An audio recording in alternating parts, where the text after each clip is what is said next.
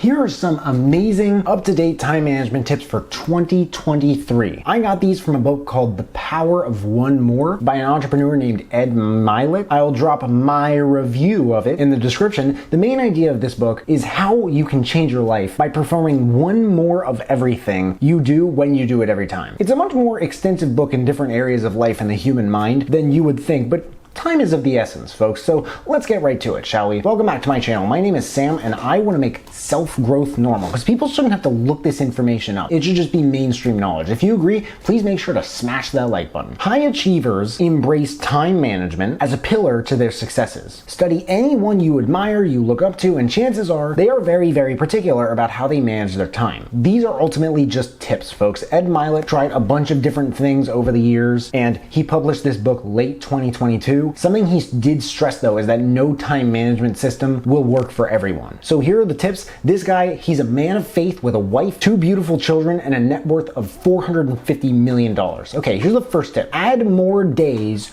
to your day. This is a pretty fun one. It's not that well known. Some people call it creating mini days. The idea is that we all have 24 hours in a day, and that all really makes sense until you consider the fact that we live in an age where you can send anything to anyone, anywhere, immediately at the tap of a screen. And our ability to accomplish things in such a ridiculously fast manner versus previous years, it just skyrocketed like never before, and never before even expected. So here's what you do. Most people are awake, between 16 and 18 hours a day. Divide that awake time into 3 parts and figure out what you're gonna do during those parts. Part 1 is day 1, part 2 is day 2, and part 3 is day 3. The idea here is that treating a third of your day like a whole day itself will boost what you can get done, because this piggybacks a well-known and beyond established rule in time management called Parkinson's Law, where you'll get done whatever you need to in the amount of time you give yourself to do it. What does this mean? This means if you have a homework assignment due in a week, you'll find a way to get it done in a week. But if you have a homework assignment due tomorrow, you'll find a way to get it done by tomorrow. It works both ways. Tip number 2 is approach time with a greater sense of urgency. There's a quote this always reminds me of when it comes to assignments or activities that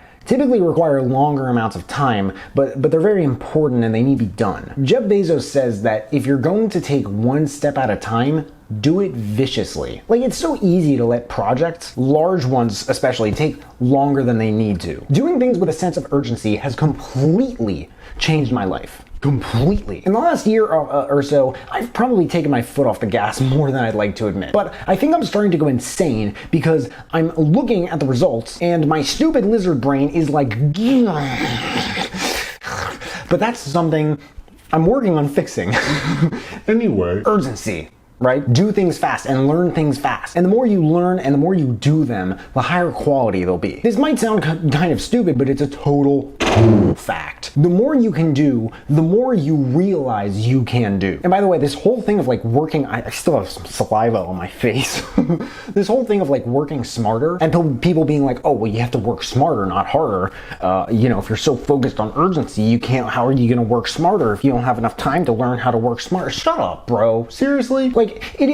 Working smarter is such an important element of productivity that we should be well beyond at this point. This is something it's something that goes without saying. It is so heavily implied. Please do not get your peanut butters and jellies mixed up before you guys slam me in the comments for not mentioning this. Tip number 3 is learn how to control time instead of letting time control you. How you set the first 30 minutes of the day sets the rest of the day to follow. No phone, computer, or TV. For me, it's a bit sad. I use my phone to write down my goals in the morning and at night, and have done so for probably the last 3-4 years at least. Review meetings, phone calls, etc., projects. Once I get to work, I always write down what I plan to do for the day, even when something unexpected and pressing comes up before it even has the chance to grab my attention and smacks me in the face with a frying pan, because if it needs to be done, it needs to be done. I always make sure to come up with a game plan for the day, and I get that done. And oftentimes I get more than enough work done that I have extra time to work on these videos even. Obviously, once I finish the work videos, which tend to be at the end of my list, but control your world and your time instead of letting the world and the time control you. Dictate the terms of your day. Anything can screw up your whole flow if you let it, but You can't. Do not let it. Tip number 4 is measure performance often. Make sure you're measuring the right things. Learn to identify the weaknesses and their sources too, especially. Like if you don't have time to do it right, when are you gonna have time to do it again? Most people measure themselves once a year when they have to go to the doctor or their yearly performance for work reviews. And it's actually, I find it like hard to explain how many things I keep track of where I work. Sometimes I actually worry about it affecting my productivity because you can only spend so much time tracking everything that happens during the past and the present and the future. It's insane. By the way, I don't usually talk about this myself this much in these videos. How do these things apply to you? That's the reason I bring that up. The tracking, the urgency. What do you need to control with your time that you're not already now? And how can you divide your full days into smaller ones? Some people measure themselves hourly. If you measured yourself hourly, I promise you that discipline is gonna serve you like 3 Thanksgiving dinners at a mid-afternoon snack time. Maybe 4, depending on how you measure it. It takes me 96 seconds to brush my teeth, 12 per each of 8 sections. Then it takes about 20 to floss and 30 to rinse with mouthwash, so that's 2:30 to 3 minutes. Is it worth measuring every day whether I adhere to this perfectly? I don't know. I'm not a dentist, but it might be worth doing to someone who helps other people take care of their teeth every day.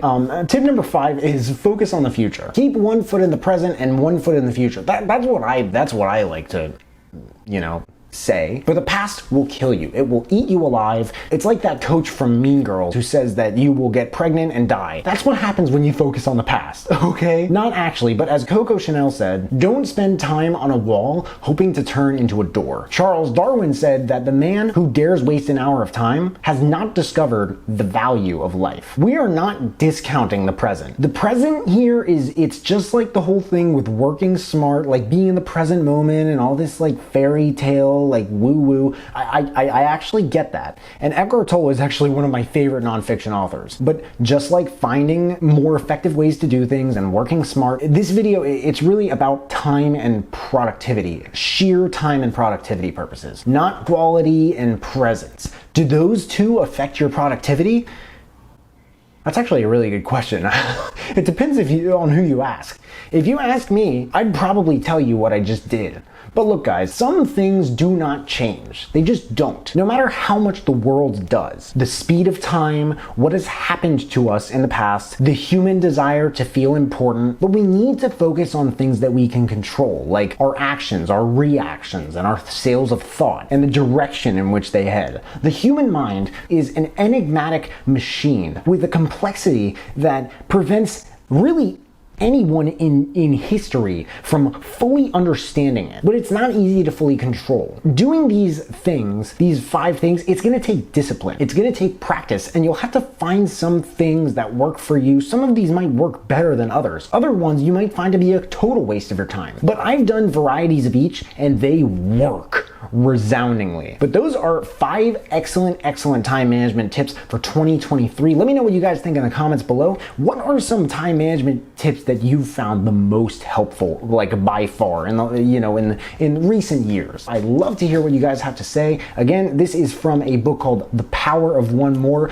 by a guy named Ed Mylett. And like I said, I'll drop a link to my review of the book in the description, as well as a link to the book if you want to check it out and read the other reviews. But I hope you guys enjoyed this video. If you did, make sure to smash that like button, subscribe if you haven't already, because I don't get why people watch this far into my videos and they don't subscribe. But if you have subscribed and you want to turn it up just a notch and turn on that notification bell to get a notification whenever I drop new videos, that would mean the world to me. Thank you guys so much for watching. I really appreciate it. You can find me everywhere, and I will see you then.